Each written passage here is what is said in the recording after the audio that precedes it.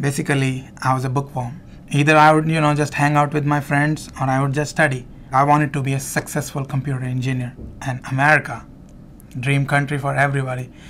And it was just an amazing experience to just come over here learning about America. I was on top of the world. Like, oh, I'm the best. This happened like 1 month before my graduation. The fire started on the first floor and went up all the way to the third floor.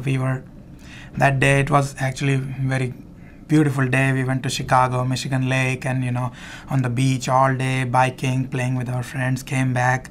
Then it was one of our friends' birthday party. We went there, came back at 3 o'clock, and fire started at 4:40 in the morning. We couldn't even get up. When we woke up, the apartment was on fire. Balcony, other windows, everything was on fire. The only thing I could think of was my front door, which was opposite to it. I went there just to see what's happening. I opened it and all I could see was dark fumes.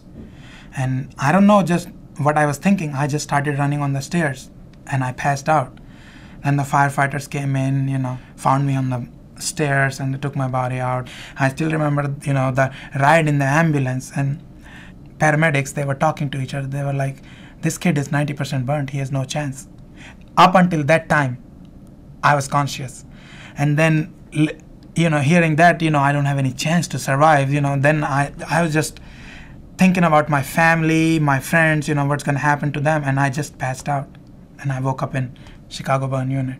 If you look at demographics of burns, a lot of kids in the 18 to 25 to 30 age group get burnt. A lot. Probably half of the 400 that I treat. If you think about what the function of skin is, it is very, very important in maintaining temperature, in maintaining our blood pressure, in fact, in maintaining our ability to fight bacteria and viruses that are all around us. And it's not just from the skin burn, it's because your body's so busy now, it's been put into high gear. And the high gear part is to fix. The body does its own best to fix and has to give up other functions. And one of the functions that it doesn't do well is the immune function, which is the ability to fight infections. I had like more than 33 or something surgeries in Chicago, including my skin grafts and everything. And then after coming over here, I've had 7 surgeries on my elbows and my hands, on my fingers.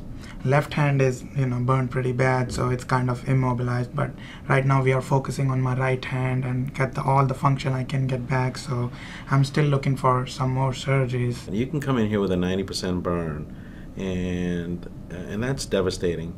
Over 70% of those patients, 3 out of 4 with a greater than 90% burn that come into this unit should survive. That's unfortunately, that is only, it's less than half the battle. Because you get somebody to survive, they're left with what Manoj is talking about.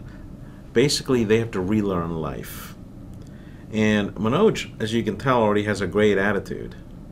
Okay, a lot of kids don't. They're so devastated by what's happened. Their physical appearance has changed, their functional appearance has changed, their life's changed. That psychological recovery, that functional recovery, that physical recovery, really is something they have to be helped with. And having that kind of attitude is really what it takes to make it. He'll make it. Manoj will make it. His hands will work.